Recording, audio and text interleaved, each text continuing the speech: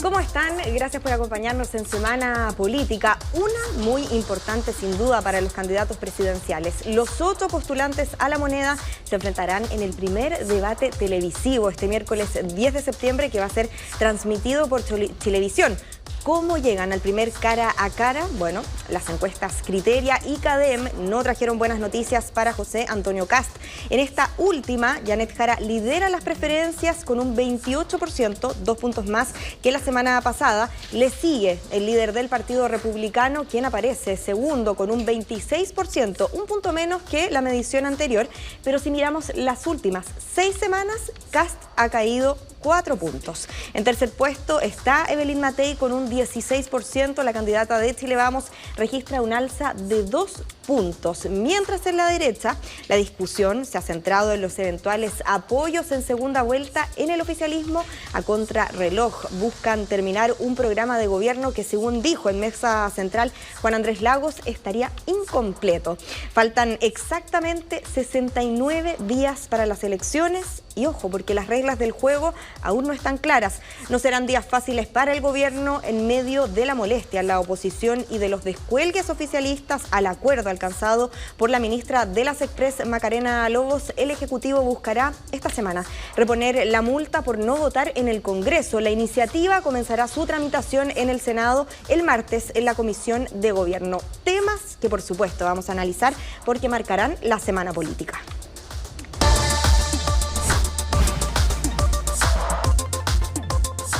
Y tiene la palabra el jefe de bancada de los diputados RN, Frank Sauerbaum. ¿Cómo está, diputado? Muy bien. Gracias por la gentileza de estar con nosotros. Gracias por invitarme. Oiga, partamos hablando de la carrera presidencial. En la última encuesta CADEM, Evelyn Matei se mantiene en tercer lugar y sube 2 puntos. En Criteria, revelada horas antes en Mesa Central, subió 3 puntos, su mayor alza llegando a 17%. ¿A qué lo atribuye? ¿A errores quizás de Kast por ahora su segundo lugar o no? Mire, en todas las encuestas, incluyendo también las que usted nombra y la de la Universidad del Desarrollo, por ejemplo, ahí sube 4 puntos. Eso marca una clara tendencia al alza y básicamente yo creo que se debe fundamentalmente a la ya claridad respecto del programa de gobierno que se ha ido instalando con algunos temas que han sido muy relevantes, por ejemplo, la estabilidad que Evelyn Matei ofrece en materia económica, en materia, ¿cierto?, de generación de empleo, en los nuevos anuncios que se han hecho, como por ejemplo el pie cero para viviendas nuevas y cosas concretas y específicas que a la gente le hacen mucho sentido, y creo yo que también el equipo que Evelyn Matei ha mostrado y el programa de gobierno va a ayudar, ¿cierto?, a poder ir fortaleciendo su posición. Ahora, yo siento que hay sectores de la centroizquierda que hoy día ven también con buenos ojos la candidatura de Evelyn Matei ante la alternativa de Janet Jara, ¿cierto? Como, por ejemplo, el otro día veíamos a Felipe Arboe, un ex PPD, ¿cierto? Veíamos también a Jorge Burgos, a Mariana Elwin y a otros más que se han ido pronunciando respecto de lo bien que le haría a Chile tener un gobierno como el de Evelyn Matei, justamente para poder hacer un gobierno de unidad nacional. Hoy día hay demasiada confrontación, demasiado desencuentro. Yo creo que Evelyn Matei representa hoy día un poco el consenso y el acuerdo que se requiere. Pero ¿han habido, a su juicio, errores influyen en los resultados, a su juicio, eventuales errores de José Antonio Kast? Por ejemplo, fue tema esta semana y de hecho la propia candidata de Chile Vamos fue súper crítica por el tema de chavo al préstamo al Estado, por el tema del recorte fiscal. Por eso le pregunto, ¿cree que esos errores o esas controversias pueden haber influido en lo que estamos viendo hoy día en las encuestas? Bueno, en la medida que los candidatos se vayan pronunciando respecto de diversas materias, la gente va entendiendo si empatiza o no con esa propuesta. Obviamente, por ejemplo, chavo el préstamo era una propuesta que, claro, sonaba muy bonita, pero detrás se develó que no tenía contenido técnico que la avalara. De hecho, yo mismo participé en la negociación, ¿cierto?, de la reforma previsional. Nosotros hicimos lo posible justamente para evitar el préstamo, pero técnicamente, ¿cierto?, no daba la propuesta que hoy día hace José Antonio Kast, y la gente le hizo sentido, ¿cierto?, que no tenía fundamento técnico detrás que sustentar una propuesta como esa, que suena muy linda, pero en la medida que uno va implementando medidas que anuncia, también tiene que responder con números técnicamente respecto de cómo se van a sostener. Ahora, yo siento que como le digo, yo creo que Evelyn Matei se ha ido fortaleciendo justamente porque ha ido mostrando una alternativa de centro-derecha que es mucho más inclusiva, que es mucho más diversa, que toma ideas, ¿cierto?, de distintos sectores y que va a poner la prioridad de lo que a los chilenos les interesa. Ahora, ¿ve usted un cambio en el comando, quizás un cambio de estrategia y quedan 69 días para las elecciones? Hay que considerar que, si bien, claro, tiene un repunte, sigue tercera, con un amplio margen aún de José Antonio Kast, ¿alcanzan a darlo vuelta considerando, como le digo, que quedan menos de 70 días? Sí, pero mire, recién esta semana son los debates, y en los debates Evelyn Matei va a demostrar lo preparada que está el programa de gobierno, ¿cierto?, que es contundente, que está formado por una serie de profesionales, ¿cierto?, y tiene el respaldo también de quienes trabajaron con el presidente Piñera, y el espíritu de Evelyn Matei es representar justamente también, a propósito que hace unos días se cumplió un aniversario más del rechazo, a todo ese sector chileno, ¿cierto?, que hoy día quiere volver a la tranquilidad, como le digo, al consenso, al acuerdo y a la inclusión. Yo creo que seguir marginando a sectores porque pensamos distinto le hace muy mal a la política. De hecho, este gobierno lo ha demostrado y por eso se mantiene, ¿cierto?, en su nivel de apoyo tan cercano al 25%, porque justamente no ha sido capaz de crecer hacia los sectores más moderados y de centro, que es la aspiración de Evelyn Matei. Ahora, ¿qué tan importante, usted mencionaba el debate, qué tan importante va a ser el desempeño en este debate y a qué debería apuntar la candidata de Chile Vamos? ¿A seguir diferenciándose, por ejemplo, con José Antonio Kast? Yo creo que los candidatos tienen que hablar sinceramente respecto de lo que quieren hacer y respecto del programa de gobierno, pero con argumentación técnica, porque con buenas intenciones no se gobierna. Nosotros hemos conocido una serie de titulares de los distintos candidatos, a diferencia de Evelyn Matei, que presentó un proyecto, ¿cierto?, en el CERVEL, ¿cierto?, cuando se inscribió, de proyecto de gobierno contundente, con números, con cifras, con periodos de tiempo. Por ejemplo, el ajuste fiscal que hay que hacer está claramente definido cómo se va a realizar, cómo vamos a mejorar los niveles de empleo. Se ha comprometido ya con 1 millón de empleos, que es una cosa que ella ya hizo durante el gobierno del presidente Piñera y por lo tanto Evelyn Matei tiene la experiencia para poder desarrollar lo que está prometiendo. Yo creo que la diferencia se va a marcar justamente en el debate, en los contenidos, pero también porque no va a ser solamente un anuncio de titulares. La gente ya no se va a quedar, ¿cierto?, con el titular, porque todos sabemos Pero debe diferenciarse en eso mismo de José Antonio Kast. Yo creo que Evelyn Matei tiene una ventaja enorme respecto de su conocimiento, de su formación profesional, de su experiencia, y eso se va a notar obviamente en los debates. Pero, para claro, que no me ha contestado. ¿Cree usted que debería diferenciarse de José Antonio Kast en el debate? Bueno, evidente son candidatos distintos, si no hubiésemos tenido un solo candidato. Evidente que Evelyn Matei tiene que buscar la forma, ¿cierto?, de demostrar que ella tiene una mayor capacidad de gestión, mejor programa de gobierno, mejores equipos, cuenta con el equipo del expresidente Piñera detrás contundentemente, y también a quienes se sientan representados por hoy día los sectores moderados de centro. Ahora, en ese mismo sentido, ¿a qué cree que se debe la baja de José Antonio Kast? Cae, por ejemplo, en CADEM, en la última CADEM, si uno mira las últimas 6 semanas, cae 4 puntos. ¿Por qué cree? ¿Cuál es el principal motivo, cree usted? Porque yo creo que cuando se va profundizando y se van conociendo realmente lo que piensan los candidatos, la gente va tomando decisiones más informadas. Y a la gente no le parece bien que Kast anuncie, ¿cierto?, que eventualmente puede terminar el chavo préstamo, porque eso requiere inmediatamente una baja de pensiones. A nadie quiere que le bajen la pensión.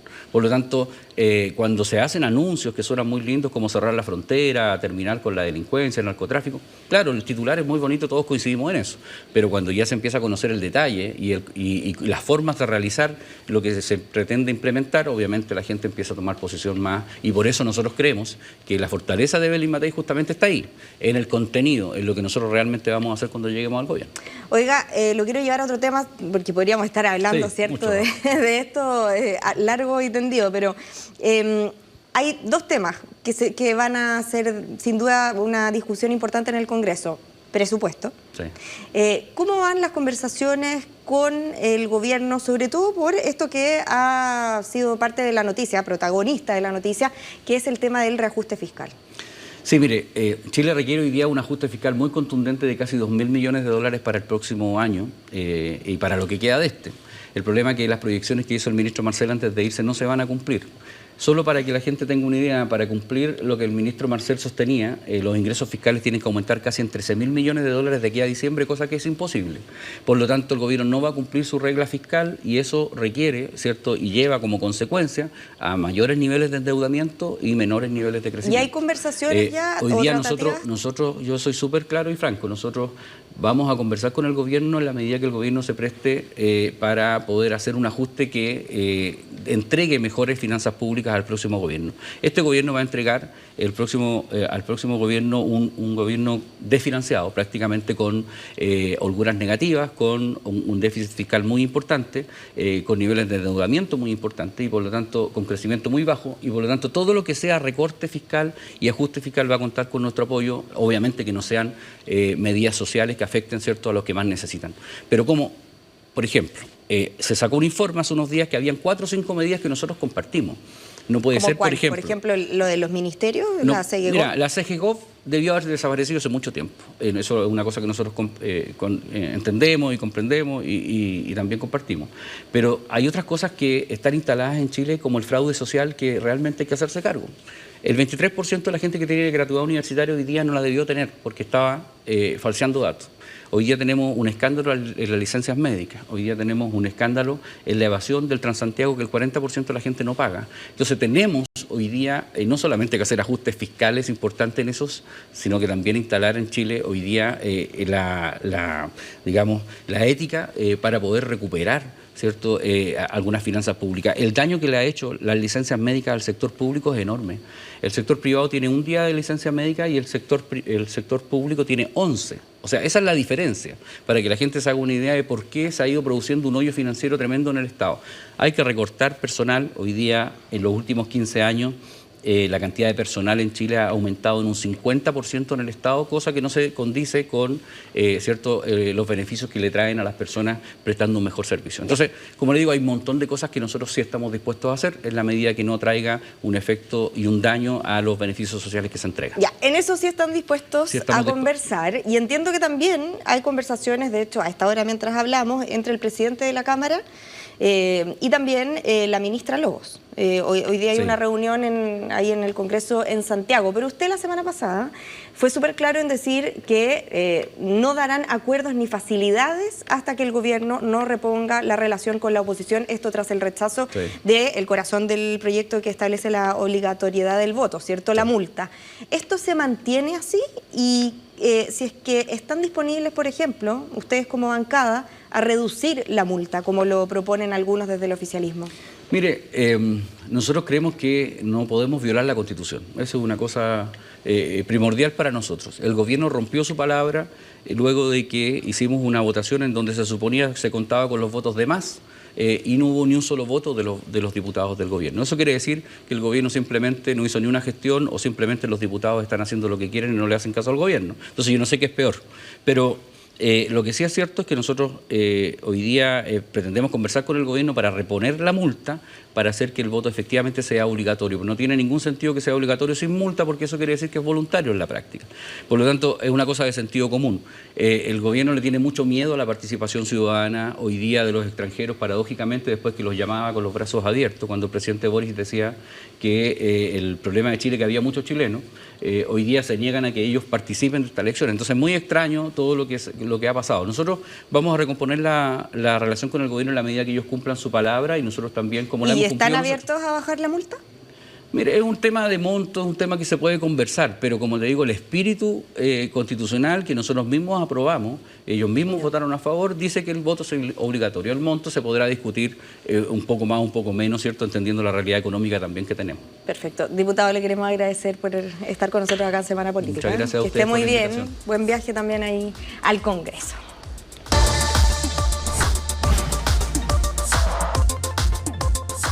Bueno, y pese a que solo cayó un punto en la encuesta CADEM, José Antonio Kast pasó al segundo lugar, superado por Janet Jara. En Criteria mantuvo su adhesión, pero también le gana, ¿cierto?, el primer lugar Jara. ¿Cuáles han sido las primeras reacciones? Se lo vamos a preguntar a Diego Quesada. ¿Cómo estás, Diego? Muy buenos días.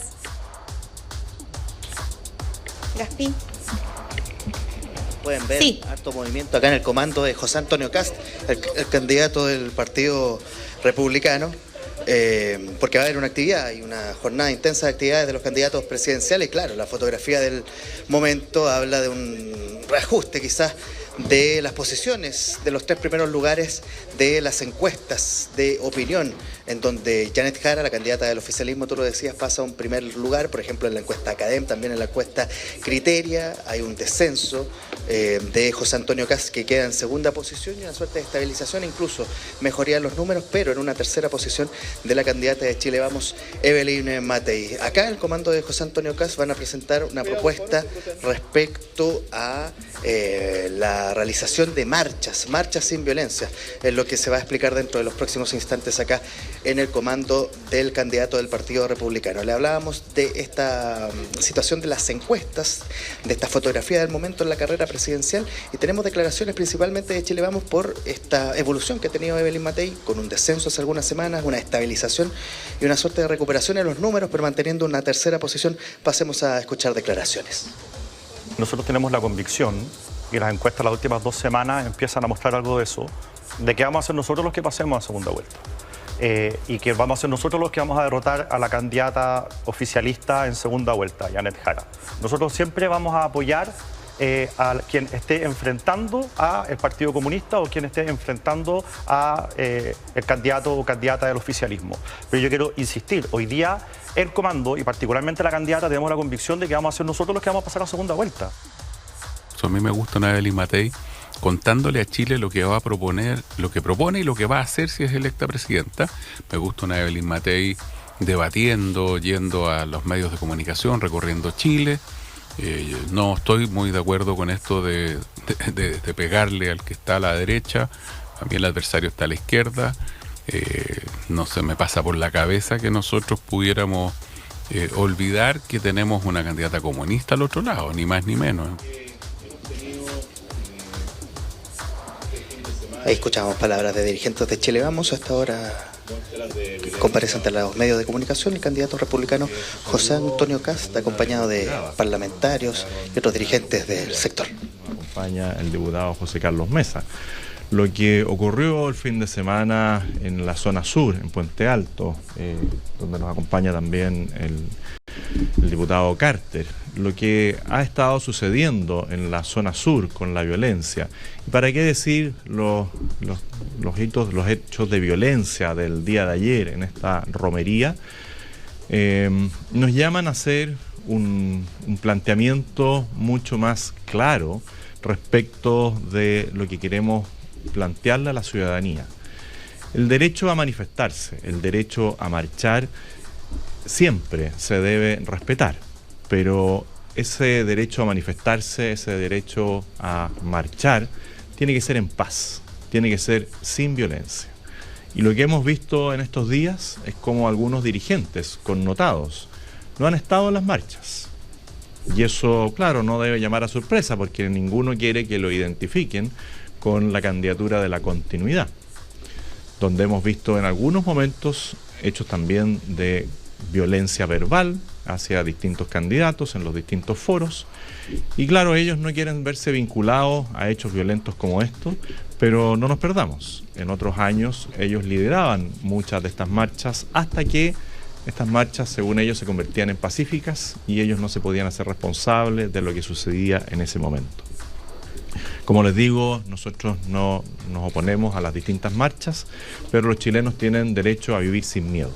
Y lo que hemos visto en zonas cercanas a estas manifestaciones es destrucción de locales, es agresión a transeúntes, a familias que van a ver a sus deudos, que no tienen por qué sufrir con la violencia que realizan unos pocos. Y esto requiere un Estado firme. Esto requiere normas claras y que se señale que la paz social no se decreta, sino que se debe garantizar. Y el gobierno no ha garantizado la paz social ni para los funcionarios de Carabineros ni para la ciudadanía toda. Y dentro de las propuestas hemos señalado, hemos planteado entre los parlamentarios que estamos acá lo que denominamos un plan de marcha sin violencia. Esto tiene dos aspectos. uno que no requiere legislación, porque existen las normas legales hoy día para que esto se pueda llevar a la práctica, y esto requiere mayor inteligencia preventiva, y esto claramente ustedes saben a lo que se refiere, a que dentro de estas manifestaciones Carabineros pueda infiltrar las marchas y pueda determinar quiénes son los responsables, los que dirigen esta situación. Sabemos que esto puede ser riesgoso para Carabineros, pero creemos que es absolutamente necesario no solamente contar con drones, no solamente contar con inteligencia artificial, sino que saber en detalle quiénes son los que organizan esto, quiénes son los más violentos dentro de estos grupos, con todo el resguardo que ello requiera y con todas las atribuciones judiciales o de fiscalías que se requieran. Y para eso también estamos planteando, eso ya vía legal, una fiscalía antidisturbios. Esto tiene que terminar. Nosotros también pensamos que se puede aplicar mayor tecnología. Existen hoy día los medios suficientes para seguir a través de drones y cámaras que están instaladas a cada una de las personas que participan en esto. También estamos planteando el uso de elementos no letales, como el agua, que ustedes bien conocen, los gases, no ustedes, sino que la ciudadanía conoce, algunos de ustedes habrán sido también objeto al estar trabajando de situaciones complejas como esta, el uso de gases, que son muchas veces no utilizados por temor de la autoridad, y también el uso de armamento no letal, como pueden ser los taser, estas armas que se disparan una especie de lazos para atrapar a las personas, el uso también de la pintura, para poder identificar a quienes usan distintos elementos para disfrazarse. Y claramente vamos a reforzar todo lo que es la legislación anticapucha y anti-overoles. Nosotros esperamos que el que marche lo haga a cara descubierta, que se haga responsable de lo que está realizando. Y si alguien convoca estas marchas, también queremos vía legal señalar que vamos a determinar que el que convoca y el que invita, organiza a una de estas marchas va a tener que pagar los daños. Y para eso se va a exigir cualquier instrumento tipo boleta garantía, situaciones de que si algún dirigente de alguna organización, de algún partido político convoca a una marcha o apoya una de estas marchas, a él se le va a perseguir civilmente por cualquier daño y perjuicio que sufra toda la estructura pública, como también los bienes particulares que se vean dañados. Vamos a reforzar también vía legal todo lo que diga relación con el control de identidad, para que nadie diga que aquí romper, destruir, le va a salir gratis. Y eso es muy necesario después de lo que hemos visto en estos días, tanto por el ataque a las instalaciones de Carabineros, como la destrucción de bienes públicos y privados en estas marchas. Asimismo, quiero plantear algo que ya en los últimos días he ido señalando, que las autoridades no están haciendo su trabajo. Tenemos un ministro de Seguridad que dice que Chile está viviendo una situación normal. Los invito a ver las noticias de las últimas horas, las noticias del fin de semana, y ver la cantidad de personas que, al igual que el fin de semana anterior, han sido acribilladas. Esto no es un país normal. Chile no está en una situación normal en todo lo que dice en relación con seguridad. Y así como el ministro de Seguridad no es capaz de identificar el drama que vivimos hoy día, también hemos visto todos los chilenos cómo los distintos ministros, los subsecretarios y algunos otros funcionarios vinculados a entidades de gobierno han dejado de cumplir con sus deberes, han dejado de cumplir sus funciones, aquellas funciones para las cuales están nominados por ley, por constitución. El ministro de Hacienda tiene hoy día una obligación muy grande, no solamente de ver lo que será el próximo presupuesto, sino de generar empleo, de generar inversión. Lo mismo que el ministro del Trabajo. Debería estar preocupado por las alarmantes cifras de desempleo que hoy día afectan a la ciudadanía y no estar preocupados de ser voceros de la candidata a la continuidad.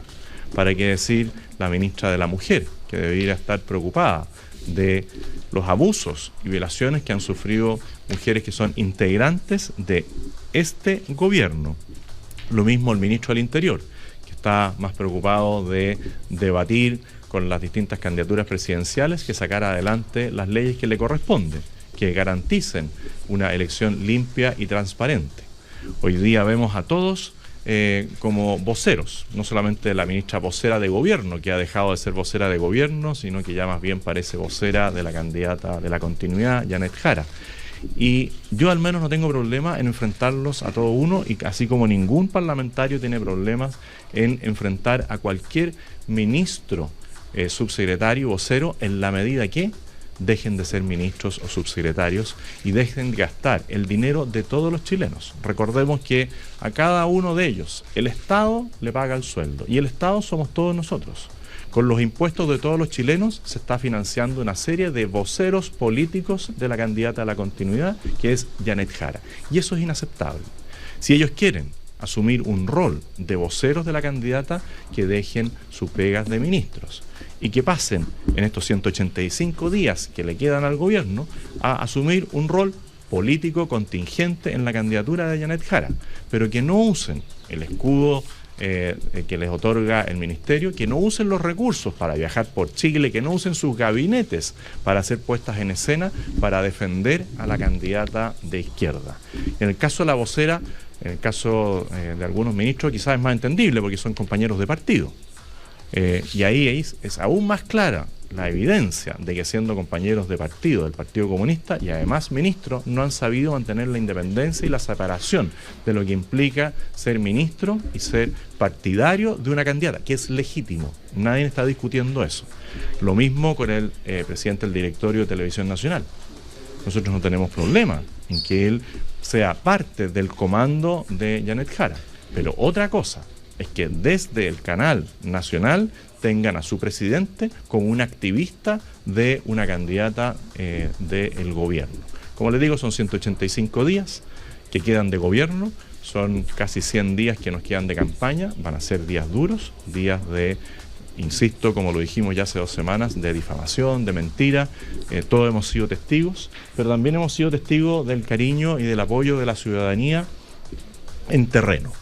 Me tocó estar en la zona de Villa Alemana con el presidente de nuestro partido, Arturo Esquella. Me tocó estar en la zona de Curicó y de Maule, donde está el diputado Moreno. Me tocó estar en la zona de Biobío, también viendo el apoyo fuerte de la ciudadanía, tanto a la labor parlamentaria que ha realizado el diputado, y también en la zona de Antofagasta, donde hicimos el lanzamiento. En la zona de Biobío también nos acompañó en Antofagasta la presidenta del Partido Social Cristiano, así que en todos también hicimos un punto de prensa en la comuna de Paine, así que quiero solamente agradecerle a la ciudadanía por ese cariño y también darle las gracias a cada uno de los parlamentarios por la labor que están realizando desde el Congreso, donde están fiscalizando y están legislando aquellas materias que a la ciudadanía sí le interesan. Si hay preguntas sobre esto, también me acompaña la presidenta del Partido Social Cristiano, ¿candidato? El presidente del Partido Republicano, que también estarán muy contentos de contestar sus preguntas. Buenos días, candidato, estamos en vivo. Respecto a la fotografía del momento de la carrera presidencial, en algunas encuestas como Cadem usted retrocede algunos puntos, algunos lo asocian a estas controversias que han habido en las últimas semanas sobre su propuesta en relación a la reforma previsional y también la polémica de los bots. ¿Qué reflexión tiene usted al respecto? ¿Hay alguna suerte de autocrítica por cómo enfrentó esa controversia? ¿A qué se debe este descenso en algunos puntos? El mismo análisis que hacemos todos los días lunes y que hacemos todos los días domingo en la tarde, cuando subimos las encuestas, todas las encuestas. Nosotros no elegimos, no hacemos como alguien en algún momento hizo el cherry picking. Nosotros no, subimos todas las encuestas, las que nos favorecen, las que muestran alzas, bajas, y no vamos a cambiar nuestra actitud ni nuestra manera de hacer campaña, que es básicamente mirar hacia adelante, mirar al futuro, presentar distintos planes, programas abiertos a ser mejorados por la opinión pública, por otras colectividades políticas que quieran colaborar en esto, y siempre bien dispuestos a que la ciudadanía defina cuál va a ser el resultado en noviembre y en diciembre. Nosotros, vuelvo a reiterar, no nos movemos por encuestas ni cuando nos favorecen ni cuando muestran eventualmente una baja. Es el candidato José Antonio Kast, que sigue respondiendo preguntas acá en su comando, Beatriz. Sí, Diego, muy oportuna tu pregunta. Justamente contesta José Antonio Kast ante esta baja en las encuestas en las que es desplazado, ¿cierto?, del primer lugar por Janet Jara. Y algo que llama la atención, dice, claro, no vamos a cambiar nuestra manera de hacer campaña, no nos movemos por encuestas, y lanzó durante su discurso una dura crítica al gobierno, a los ministros, no solamente en materia de seguridad, sino que también señalando que hay ministros que más bien son voceros de la candidata del oficialismo y que deberían dejar sus cargos. Diego, oportuno llamado entonces, nos quedamos atentos, por supuesto, a las reacciones, y vamos a cambiar de tema, nos vamos a ir a otro lugar, porque Janet Jara quedó, tal como lo decíamos, en el primer lugar de las encuestas, tanto en Criteria y CADEM, y los voceros del comando apuntaron justamente a quien escuchábamos hace algunos minutos, a José Antonio Kast, a su propuesta de Chao Préstamo y también a la polémica por los bots. Karina Zúñiga tiene todo este completo informe de lo que pasó esta mañana. ¿Cómo estás, Cari? Buenos días. Hola, Bea, ¿cómo estás? Muy buenos días. Así es, me encuentro en el frontis del comando de Janet Jara, aquí en el centro de Santiago, hasta donde ella ha llegado hace pocos minutos para liderar distintas reuniones y también ser parte del comité estratégico, que también se encuentra reunido a esta hora. Todo esto con caras alegres, porque las distintas encuestas, como ustedes también lo han revisado, tanto CADEM como la otra encuesta Criteria, muestran que Janet Jara toma este primer lugar y va liderando estos sondeos en semana, que es clave también lo que va a ocurrir con respecto a este debate por parte de los candidatos que va a ocurrir en Chilevisión, y también por la conmemoración del 11 de septiembre. Así que es parte también de lo que se está analizando en este momento, entendiendo, y también para que lo volvamos a tener más fresco, en la encuesta CADEM, Janet Jara subió 2 puntos, alcanzando 28, José Antonio Kast 26 puntos, bajó 1, y se mantiene entonces esta tendencia a la baja, porque las últimas 6 semanas ha bajado 4 puntos, y Evelyn Matei por su parte 16 puntos y subió 2, acortando la distancia. Y en el caso de Criteria, Jara 29, subió 2, Kast 27, bajó 1, y Evelyn Matei 17, subió 3, y es la mayor alza de este sondeo. Precisamente parte de los voceros del comando, tanto el diputado Tomás Hirsch como la senadora Alejandra Sepúlveda, le consultamos a qué factores creían ellos que incidía entonces esta alza por parte de la candidata de Janet Jara en relación a los resultados de José Antonio Kast. Los invito a que revisemos qué fue lo que dijeron. El único, ¿no es cierto?, candidato que ha dicho que va a eliminar precisamente o disminuir las pensiones a partir de algo tan importante como es la creación del seguro social.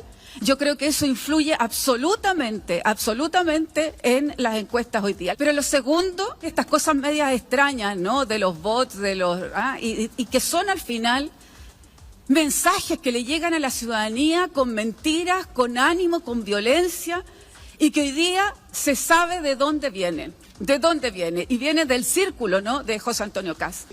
Entre querer reducir las pensiones, entre manejar esta red ilícita de bots y entre el nepotismo instalando a su propio hijo en el Congreso, claramente la gente se da cuenta que hay alguien ahí que no está dedicado a buscar mejorar las condiciones de vida de las familias chilenas.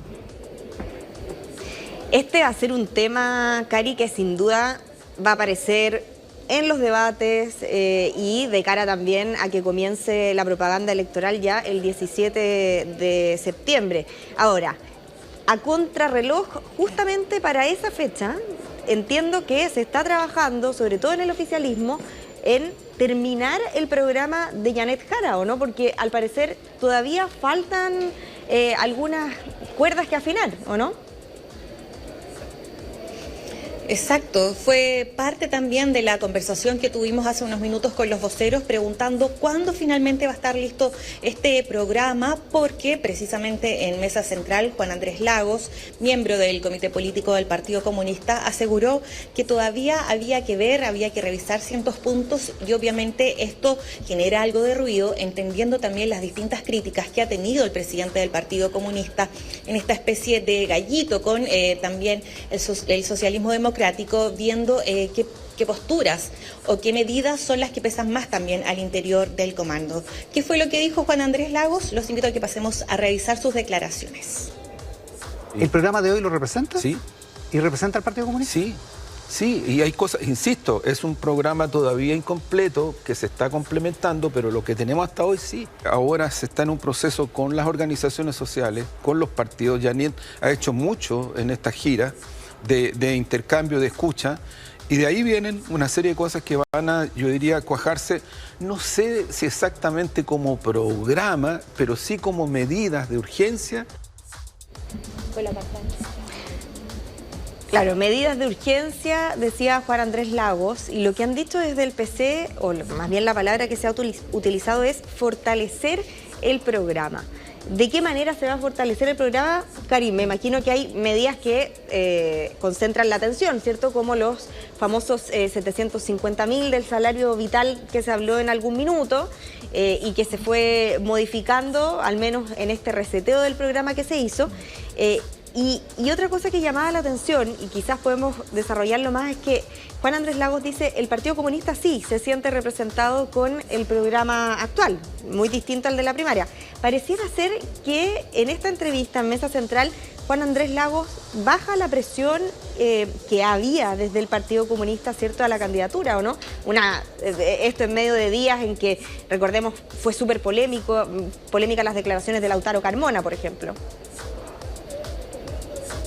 Exacto, sí, se baja un poco el tono también de estas declaraciones que han sido tan tajantes por parte del Partido Comunista y que ha generado incluso tensión al interior del comando y en la propia candidatura, opacando muchas veces incluso las distintas actividades que ha tenido la candidata Janet Jara, porque recordemos que ella ha estado recorriendo el país por distintos puntos en distintas regiones y finalmente la pregunta o lo que nos importaba, por decirlo de alguna forma, a los medios era lo que tenía que ver con las declaraciones de Carmona y la tensión precisamente con el Partido Comunista. Todo esto entonces, mira, hay movimiento, quiero ver qué es lo que está pasando porque está terminando. Mira, justamente vienen algunos ya de los miembros del Comité Político Estratégico que ha terminado. Vemos a José Toro del Partido por la Democracia y vemos también ahí al representante del Partido Radical. Vamos a ver si, obviamente ellos vienen para acá. ¿Podemos conversar brevemente? Estamos en vivo, por favor, para T3. En Semana Política con Beatriz Apud, que nos está escuchando. ¿Cómo están? Buenos días. Estamos en vivo, justamente.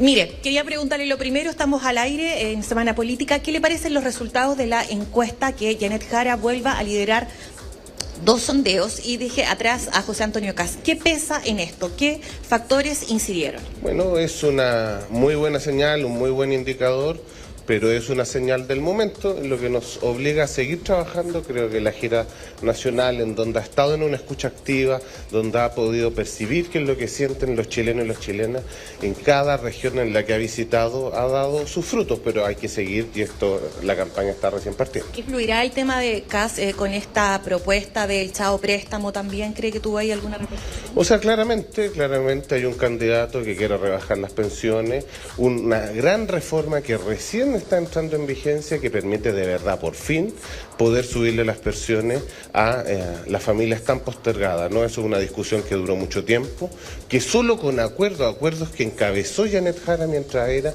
ministra del Trabajo se pudo sacar adelante. José, yo quería preguntarle preguntarle por Juan Andrés Lagos, que dice que el programa que ha esbozado la candidata hasta ahora tiene mucho del ideario del PC. Yo quería preguntarle si es adecuado que dirigentes políticos digan eso o es deseable, considerando que esta es una candidatura que representa más de 10 partidos. A mí me parece que es la opinión de Juan Andrés. Lo que se está construyendo es un programa de una gran coalición de centro-izquierda, una coalición como pocas veces vista en la historia de Chile con esta amplitud, y por supuesto que tiene muchas diferencias, y una vez que el programa en su conjunto esté terminado con todas sus medidas, yo creo que va a dar cuenta de lo que significa tener una coalición de centro-izquierda. ¿Cuánto para que el programa esté listo antes de que empiece la campaña? Porque el vocero Kirch decía hace un rato que ideal el 26 de septiembre y si no quizás el 3 de octubre. Bueno, pero lo que pasa es que lo importante aquí es el proceso de escucha, ¿no? De escuchar a la ciudadanía, de poder percibir cuáles son sus necesidades, de hacerse cargo. Karina Zúñiga ahí con las reacciones en vivo y en directo desde el comando de Janet Jara por distintos temas, entre ellos las encuestas y también las reacciones a lo que dijo ayer Juan Andrés Lagos en Mesa Central. Cari, te vamos a dejar ahí porque vamos a irnos directamente al Congreso. Esta semana es clave para legislar la multa en el voto obligatorio. Hay tensión entre el oficialismo, la oposición, el gobierno. Tiene una difícil misión el Ejecutivo esta semana, ¿o no, Cami? ¿Cómo estás? Buenos días. Hola, muy buenos días. Sí, seguimos esperando acá el guarismo que va a proponer el gobierno para poder resolver este problema, que es que el Senado tenga que tramitar un proyecto que establece una multa para el voto obligatorio que fue despachado de la Cámara sin un monto fijo, que recordemos estaba propuesto hasta la semana pasada desde 34.000 a 206.000 pesos este monto para hacer la multa en caso de que los ciudadanos chilenos no vayan a votar en las elecciones de noviembre próximo. Sin embargo, fue despachado rechazando esta indicación y se genera un fuego cruzado entre el gobierno y también la oposición, que está bastante molesta y ya ha acusado al gobierno de no respetar los acuerdos firmados, que incluso había un papel firmado en donde el gobierno se comprometía a entregar el respaldo junto a los diputados de oficialismo, lo que no ocurrió la semana pasada, y es por eso que a esta hora, por ejemplo, sabemos que está reunida la ministra Macarena Lobos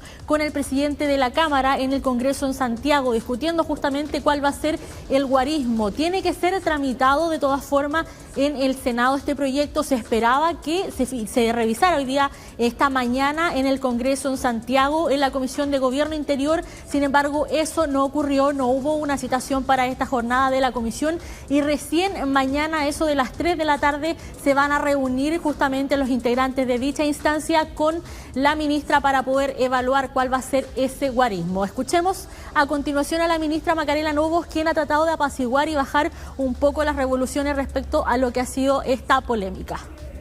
Es parte del acuerdo que hemos logrado, ¿no es cierto?, y que esperamos implementar en las próximas semanas, que tanto la iniciativa que establece la multa para los ciudadanos que no concurran a votar, así como la reforma constitucional para regular el voto extranjero, efectivamente estén legisladas de aquí a la primera quincena de octubre, que nos permita, por tanto, tener una antelación suficiente antes del proceso eleccionario de noviembre próximo. Aquí lo que hay un acuerdo claro es que efectivamente los ciudadanos que no concurran a votar tengan una multa, y el debate sobre el monto será parte de lo que tenemos que negociar también y materializar en este segundo trámite. Bueno, mientras pareciera que el gobierno se lo toma un poco más con tranquilidad, porque de hecho la ministra Macarena Lobos ha reiterado desde la semana pasada que fue rechazada esta indicación hasta ahora, que ellos esperan como gobierno tener despachado este proyecto a mediados de octubre a más tardar. Sin embargo, acá en el Congreso está esa sensación de que quieren tramitarlo con la mayor premura posible, ojalá antes de estos días libres que da las fiestas patrias. Nosotros tenemos acá sesión especial hasta el 17 de septiembre y de hecho en un tercer trámite la Cámara espera que esté en esa fecha ese proyecto de vuelta acá para poder ser despachado a ley lo antes posible. Esto también con las amenazas cruzadas que hay, principalmente de la oposición y de la UDI en particular, de trabar la actividad legislativa si es que esto no avanza bien, e incluso hicieron un llamado al presidente de la República a excluir al ministro Álvaro Elizalde de las negociaciones sobre este guarismo. Escuchemos a continuación al presidente de la UDI referirse a este tema. Hay acuerdo hay un acuerdo hace mucho tiempo. Acordamos cuando hicimos la reforma constitucional de que iba a haber multas en las elecciones y que iba a ser el voto obligatorio. Es muy grave el tema del voto obligatorio y la multa, pero se ha relevado poco lo otro, que es mucho más grave, que es que nosotros tenemos una cultura en Chile de que cuando adversarios nos ponemos de acuerdo se cumple con la palabra empeñada. La pregunta yo se la hago al gobierno. ¿Este va a ser el primer gobierno que cuando llegamos a un acuerdo lo desconoce?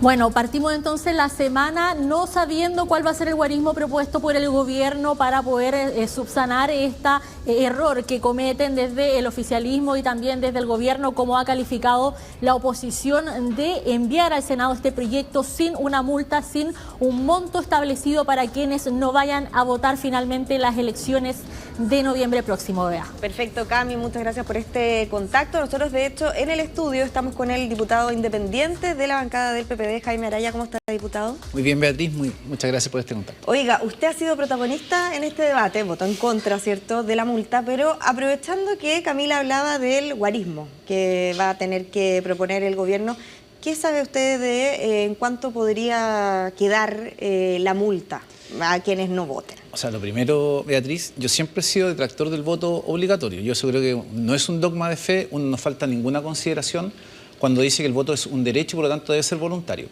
Cosa aparte es que yo no he sido parte de ningún espacio de conversación donde se haya conversado el monto de la multa. Pero este proyecto tiene bastante más complejidades que solo el monto de la multa. Por de pronto, en esto se ve resuelto oportunamente el voto extranjero, porque en esta elección presidencial 800.000 extranjeros podrían votar. Y eso es una anomalía en cualquier democracia. Entonces, nadie dice que solamente hay 5 países del mundo donde los extranjeros eligen presidente de la República. Si la gente que nos está viendo tiene que saber, ningún chileno puede votar para elegir al presidente de Estados Unidos, lleve los años que lleve, ni en Venezuela, ni en Colombia, y acá lo van a hacer. Pero usted... Y aquí como, perdón, Beatriz, aquí como nada, como que fuera lo más normal que 800.000 personas voten en la elección. Segundo, que un tema que a mí me parece que es más grave aún, en un momento de estrechez fiscal, de ajuste fiscal, de rebaja de presupuesto en temas de salud, en temas de vivienda, en temas de educación, de seguridad, resulta que aquí nadie ha puesto una norma, de hecho una palabra, y yo no he visto un informe de cuánto impacta esto en lo que es la devolución electoral. Ahora, porque usted habla de regular el voto extranjero, ¿cierto? Algo que para estos comicios, al menos desde el propio CERVEL, han dicho que es imposible modificar el padrón. ¿Usted no quedó conforme con la propuesta del gobierno de tramitar en paralelo una reforma que regule el voto? En absoluto, me parece que es una irresponsabilidad permitir que los extranjeros voten en esta elección. Nosotros tuvimos una oleada migratoria que configuró o reconfiguró el padrón electoral, y como nada aquí le parece a todo el mundo de lo más normal que los extranjeros vengan y elijan presidente de la República, que no pasa en ninguna parte del mundo, y parlamentarios, que tampoco pasa. Si uno podría decir, mire, los extranjeros, como en la mayoría de los países, no todos tampoco, votan en elecciones locales, alcaldes, concejales, gobernadores regionales, consejeros regionales. Pero para presidente, como le digo, seríamos una excepción, excepcionalísima, y aquí a todo el mundo le parece lo más normal decir, no, mire, para la elección subsiguiente. O sea, por favor, el próximo presidente de la República puede ser elegido por 800.000 electores extranjeros que no tienen ningún arraigo, que no tienen ningún compromiso con nuestro país, y a mí me parece que ese tema es grave y que uno no lo puede pasar por alto. Porque usted dice que esas 800.000 personas podrían beneficiar a la derecha, por ejemplo, porque esa es la crítica que hacen desde la oposición. No. Yo en esto, como lo digo, o sea, yo he sido detractor de voto extranjero siempre he sido defensor del voto voluntario, por lo tanto yo tengo la tranquilidad. Mire, yo creo que fuimos 3 o 4 parlamentarios que votamos contra el voto obligatorio cuando se estableció para el segundo proceso constitucional. Las veces anteriores yo no era parlamentario, por lo tanto era la opinión que tienen muchos ciudadanos. Pero en este en particular yo no atribuyo ni que sean preferencia para un lado o para otro, sino que simplemente no corresponde, porque una cosa es sentido común. Si esto es como que venga el vecino a decidir en qué colegio yo educo a mi hijo, cuál es el menú que va a comer el fin de semana, qué trabajo puedo tener, eso no pasa en ninguna parte, y es lo que yo he visto, que es como el sentido común, decir, pero ¿cómo 800.000, Beatriz, si no estamos hablando de un porcentaje menor de que no va a afectar? Pero entonces, en el entendido de que se ha dicho que para estos comicios ya no puede ser, ¿usted es partidario entonces de que se caiga el voto obligatorio? De que finalmente no salga voto obligatorio, como algunos hablan y lo han recalcado, de que si esto no se aprueba sería inconstitucional incluso? O sea, mire, yo primero, lo que hay que decir es que se están cambiando las reglas hoy día a menos de 75 de la elección. Hoy día la regla, a esta hora de la mañana, 11:50 del día lunes y algo de septiembre, el voto es obligatorio sin multa. Entonces lo que están haciendo y diciéndole a todo el mundo acá como que están cumpliendo, están cambiando las reglas en la mitad del partido. Porque este proyecto se puede haber discutido hace mucho tiempo atrás. Entonces hoy día que venga la oposición a decir, mire, ¿sabe qué? Esto es inconstitucional y que no... Nada. Esta cosa es de sentido común. Nadie cambia las reglas del juego cuando el partido ya está en régimen. Eso me parece que es esencial que que la ciudadanía lo sepa. Pero disculpe que lo interrumpa, pero no es que la oposición solamente haya dicho se cambia la digamos, estén por la multa, sino que el propio presidente Boric el día viernes fijó una hoja de ruta clara diciendo que apoyaba y respaldaba el acuerdo al que alcanzó la ministra Lobos con los parlamentarios de oposición, acuerdo que incluye la multa. En ese sentido, ¿usted no está de acuerdo en cómo ha actuado el gobierno? No va a ser la primera vez que tenga un desacuerdo con el presidente de la República, con los ministros, y además a veces uno se queda solo en las convicciones que tenga, pero yo tengo una convicción muy fuerte. Yo creo que cambiar la regla ahora no corresponde. Segundo, creo que llama muchísimo la atención en el punto que quiero hacer, que no hay un informe financiero en esto. Esto pasó por la Cámara, nunca se ha dicho cuánto es lo que va a aumentar la devolución electoral, no tiene tope, nadie lo plantea, y aquí la discusión es aprobemos. Yo creo que el gobierno debería tener la templanza y la prudencia, primero para decir que esto requiere una evaluación financiera, y respecto de eso, hasta dónde están dispuestos a rebajar o contener la devolución electoral. Porque si uno le pone número, pensemos el caso del presidente de la República, se votaron del orden de los 13 millones de personas el año pasado. Si en esta elección votaran 13 millones de personas, solo por votación de presidente de la República, en primera vuelta estaremos hablando de una devolución del orden de los 16 millones de dólares, que es plata que no tenemos. Si eso uno le suma que van a votar 13 millones de personas por parlamentario, son 16 millones de dólares más que se van a repartir. 32 millones de dólares. Si uno dice además senadores votará el 40%, estamos llegando a los 40 millones de dólares. Y si además uno dice cuánto es lo que recibe cada partido por los votos que obtiene, que también se pueden cargar como devolución electoral, estaríamos hablando fácilmente de 45 o 50 millones de dólares, 50.000 millones de pesos que faltan en educación, que faltan en salud, y esto no ha estado en el debate, y yo tengo el legítimo derecho, porque en esto fue el oficialismo que algunos abstuvieron, otros votamos en contra, y la oposición es la que está presionando, y no dice nada respecto de esto, que me parece que es un punto central, y que a la gente que está en la casa le llama la atención, tanta desesperación por esto. Y aquí, cada vez que se va a hablar de algo que significa recursos en inversión social, todos los límites, todas las precauciones, que hay que ser prudente. Entonces, aquí yo creo que falta un trecho importante, y por lo tanto yo espero que el gobierno esto tenga prudencia y tenga la fortaleza suficiente para abrir esa conversación como corresponde. Ahora, lo que yo le entiendo de esto es que usted no está disponible para legislar, o sea, rechazaría una multa, mire, si llega una multa desde el Senado. No. Ahora, mi pregunta es, ¿esta postura suya es personal suya o también es mayoritaria dentro de su bancada? Yo no podría hablar a título de la bancada, pero lo que sí nosotros tenemos conciencia en que este no es un tema en que alguien va a apretar un botón y están todos los votos disponibles. Eso yo creo que hay que darlo por descartado, porque hay temas que además también son relevantes. Y además, digo, ¿en qué minuto la oposición se pusieron acá los reyes del chantaje? O sea, sacar a un ministro a la conversación, que si no hacen esto no tramito los proyectos. El otro día en el Senado, una cosa que, la verdad, las cosas queda entre pena e indignación. Los senadores se paran y se van y no van a legislar mientras no se haga lo que ellos quieren. ¿Qué tipo de democracia es esa? Y además, perdón, Beatriz, y llama mucho la atención porque no estamos hablando de la extrema derecha, estamos hablando de gente que a uno le parecía que era bastante más razonable o que tenía algún tipo de sentido más republicano, como es la UDI y Renovación Nacional, y ver que son esos parlamentarios los que dejan de legislar y además amenazan con que no se va a avanzar en ninguna otra materia si es que no se les da el gusto. O sea, yo no creo en la democracia de los chantajes, yo no creo en la democracia en que los acuerdos son con la pistola arriba de la mesa. El otro día aquí lo que hubo fue que se votó en la Cámara, no estuvieron los votos que se necesitaban y por lo tanto eso es la democracia. Si a ellos no les gusta el resultado no tienen derecho a chantajear y menos a paralizar la agenda legislativa del gobierno, que por ejemplo tiene este tema importante, el FES, el Fondo de Educación Superior, que es un tema que le duele a las familias chilenas, sobre todo los que son deudores del CAE, y resulta que si no le dan el gusto en aprobar este proyecto como ellos quieren, no se legisla. Yo creo que eso está bastante lejos de lo que uno esperaría en democracia.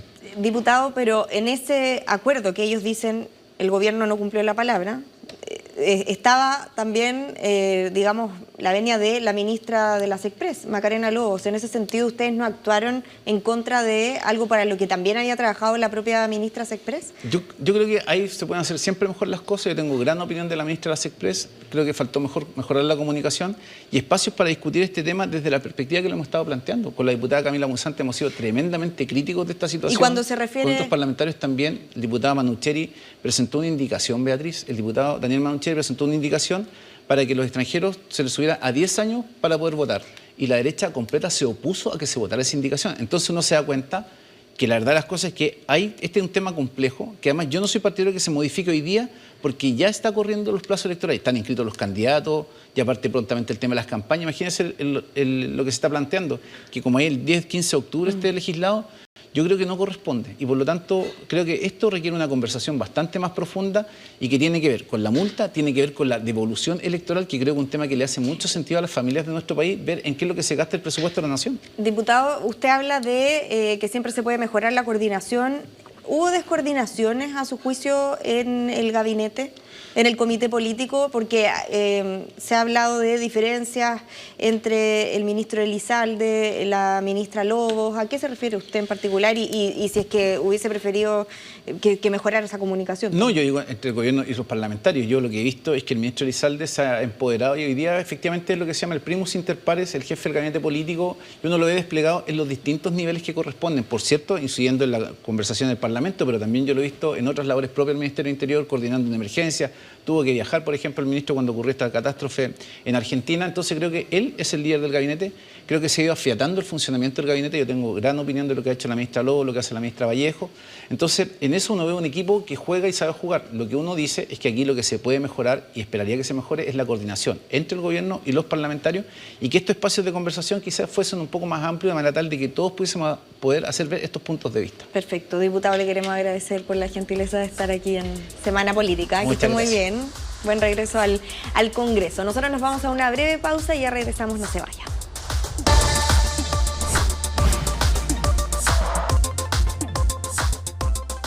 Ya volvemos con Semana Política con Beatriz Apud. T13 en vivo. Noticias siempre. SC. Cultura con otros ojos. En nuestro estudio tenemos a Don Coco Legrand. La leyenda del humor que marcó épocas y generaciones. Se llama Coco Legrand porque a don Mario Kreutzer se le ocurrió ponerme, ¿cómo le ponemos Coco? Le recomendé Coco Legrand, francés, Coco como Coco Chanel, Coco Legrand, era algo que sonaba. Dice adiós a los escenarios. Terminar de buena forma.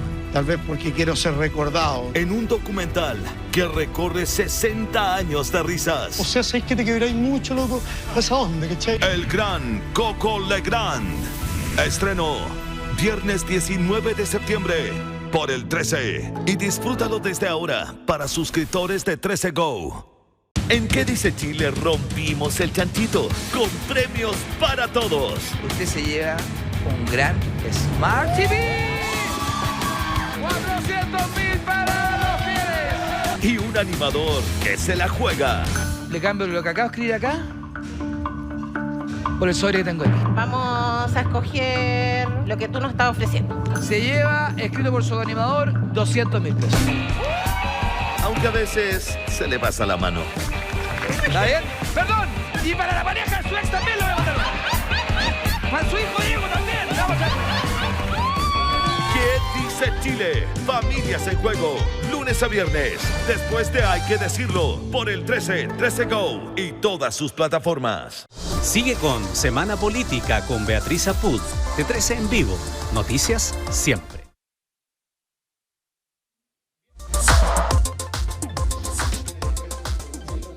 En Mesa Central de Canal 13 mostramos qué opinan los chilenos sobre el triunfo del rechazo a 3 años del plebiscito del 4 de septiembre. Un estudio de Criteria arrojó que un 39% de los encuestados consideró que el resultado fue positivo para Chile, mientras que un 30% lo calificó como negativo y un 31% estimó que no tuvo mayor efecto. El sondeo lo puede revisar escaneando el código QR que aparece en pantalla o ingresando, por supuesto, a nuestro sitio t13.cl. Y cuando hay 13 grados en Santiago y se espera una máxima de 16 grados, despedimos Semana Política, pero no se vaya porque continúa el análisis político en Hablemos a las 12 junto a Iván Valenzuela y Enrique Quique Mujica por T13 en vivo. Que esté muy bien.